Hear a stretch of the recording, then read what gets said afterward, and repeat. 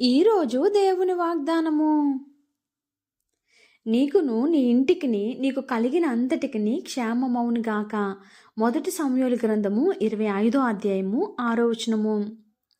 దేవుడు మన జీవితంలో ఎప్పుడు క్షేమాన్ని ఇచ్చే దేవుడండి. మన దేవుడు ఎంత గొప్ప దేవుడు అంటే, మన దగ్గర ఏమున్నప్పటికీ అది ఉండడం కన్నా అది ఎలా ఉందన్నది చాలా ఇంపార్టెంట్.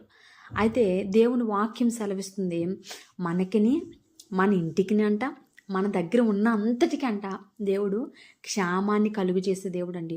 ఈరోజు మన జీవితంలో ఏ పరిస్థితి ఎదురైనప్పటికీ కూడా దేవుణ్ణి ఆశ్రయించేవారుగా ఉండడమే మన క్షేమం అండి. దేవుని వాక్యం సెలవిస్తుంది, నీ ఇంటిలో నువ్వు ఒక్కరిదానివే దేవుణ్ణి నమ్ముకున్నావా? నువ్వు ఒక్కడవే దేవుణ్ణి నమ్ముకున్నావా? నువ్వే దేవుని సన్నిధిలో మొరపెడుతున్నావా?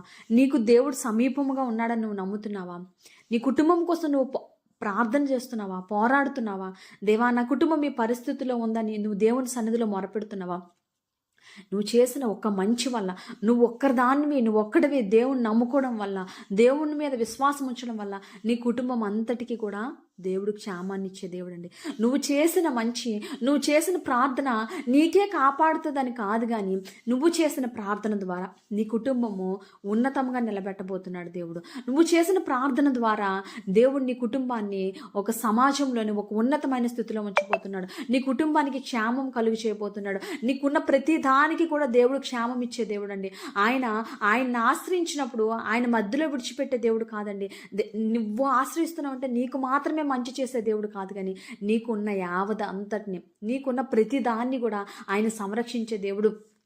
నువ్వు ఒక వస్తువులా చూడొచ్చేమో, కానీ దేవుడు నీకు సంబంధించిన ప్రతిదీ కూడా విలువైనదిగా చూసే దేవుడు అండి. ఇది ఎప్పుడు జరుగుతుందంటే ఆయన మీద ఆశ పెట్టుకున్నప్పుడు, ఆయన మీద నమ్మకం ఉన్నప్పుడు, ఆయన మీద విశ్వసించినప్పుడు అండి.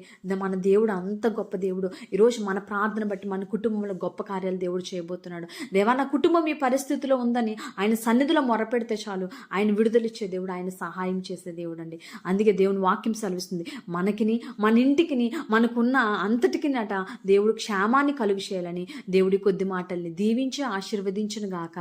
ఆమేన్, ఆమేన్, ఆమేన్.